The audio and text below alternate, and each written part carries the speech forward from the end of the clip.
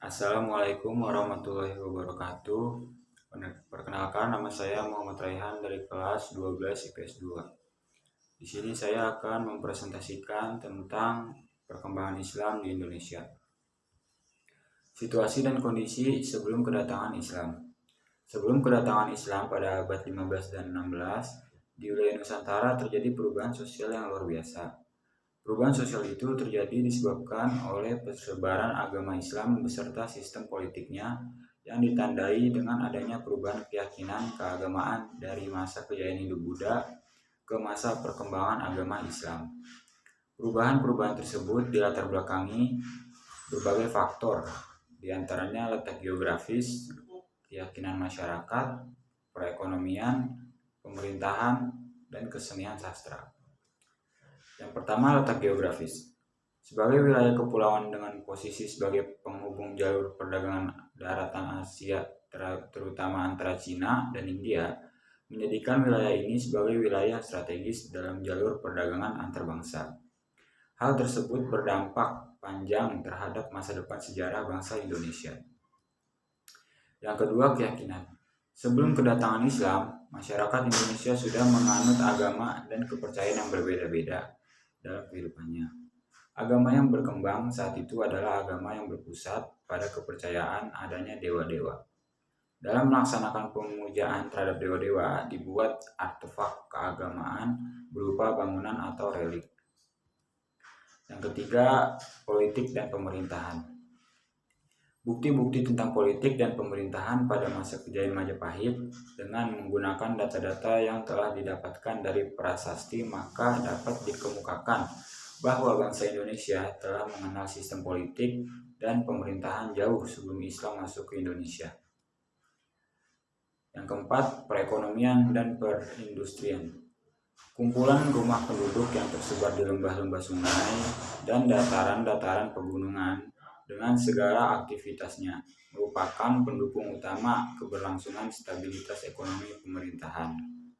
Daerah pedalaman adalah daerah agraris yang tertutup. 5. Sastra dan kesusastraan.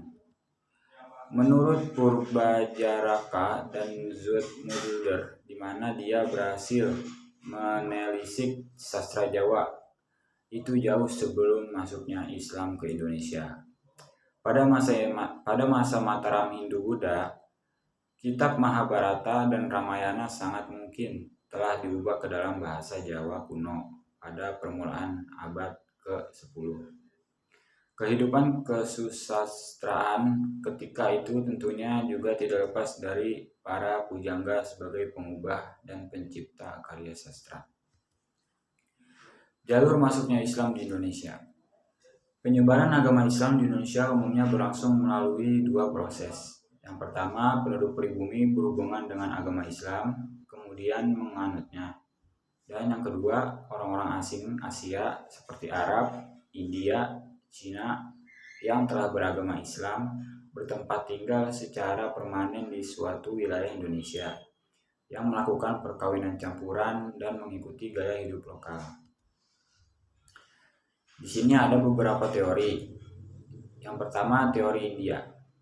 Teori ini dikemukakan oleh Pineapple, Moquet, Fahmi, dan seorang orientalis Belanda yang meneliti tentang Islam di Indonesia bernama Snoek Hultbronc. Ia menyatakan bahwa agama Islam baru masuk ke Nusantara pada abad ke-13 Masehi yang dibawa oleh para pedagang dari Cambay, Gujarat, dan India. Yang kedua, teori Cina. Teori ini menyatakan bahwa Islam datang ke Indonesia berasal dari para perantau Cina. Menurut teori ini, orang Cina telah berhubungan dengan masyarakat Indonesia jauh sebelum Islam dikenal di Indonesia. Yang ketiga, teori Persia. Sejarawan Hussein Jayaningrat adalah orang yang mengemukakan teori ini. Dalam teori ini dinyatakan bahwa Islam masuk ke Nusantara pada abad ke-13 Masehi di Sumatera yang berpusat di Samudra Pasai.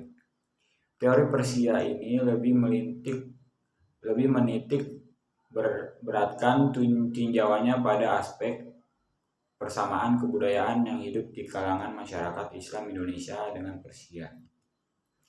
Dan yang terakhir ada teori Arab. Teori ini dikemukakan oleh Sir Thomas Arnold.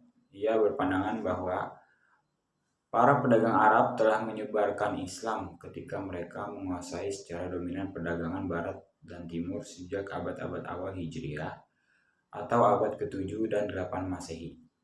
Dalam sejarah masuknya Islam ke Indonesia, teori ini mengatakan bahwa Islam datang ke Indonesia secara langsung dari Arab, tidak melalui perantara bangsa lain.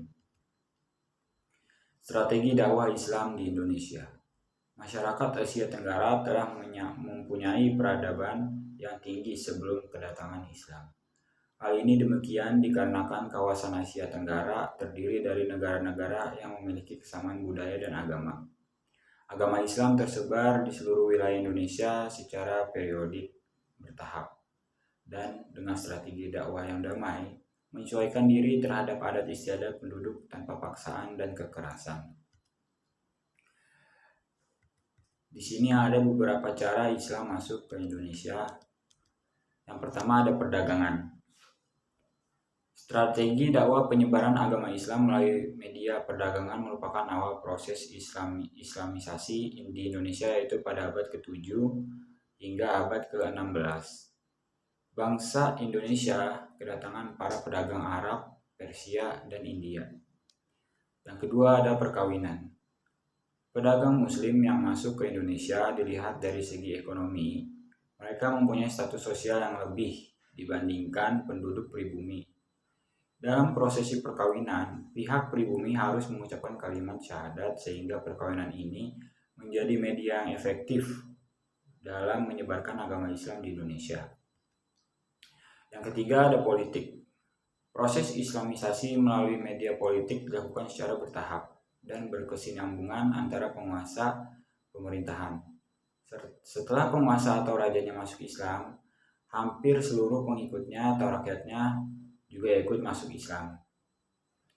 Dan yang keempat ada pendidikan. Penyebaran agama Islam melalui pendidikan yang berupa pesantren. Pesantren menjadi media yang paling efektif dalam proses Islamisasi di Indonesia. Selain itu, lembaga pendidikan pesantren, murid yang sudah selesai belajar akan dikirim untuk berdakwah ke seluruh Indonesia. Yang kelima ada kesenian. Islamisasi melalui kesenian yang paling terkenal adalah dengan mengadakan pertunjukan seni, gamelan, dan wayang. Yang kita ketahui bahwa kesenian wayang dan gamelan digunakan Wali Songo dalam mengembangkan agama Islam. Dan yang terakhir ada ilmu tasawuf. Para sufi mengajarkan tasawuf yang diramu dengan ajaran yang sudah dikenal oleh masyarakat Indonesia.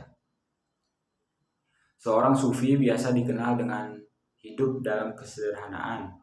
Melalui mereka selalu menghayati kehidupan masyarakatnya dan hidup bersama di tengah-tengah masyarakat. Ada beberapa alasan mengapa Islam mudah diterima di Indonesia. Yang pertama, agama Islam bersifat terbuka. Yang kedua, perayaan-perayaan agama Islam dilakukan dengan sederhana. Yang ketiga, penyebaran agama Islam dilakukan secara damai. Yang keempat, Islam tidak mengenal sistem kasta. Dan yang kelima, dalam Islam adanya kewajiban mengeluarkan zakat yang bertujuan untuk menciptakan kesejahteraan masyarakat dengan kewajiban zakat bagi yang mampu untuk membantu masyarakat yang kurang mampu. Demikianlah presentasi dari saya. Wassalamualaikum warahmatullahi wabarakatuh.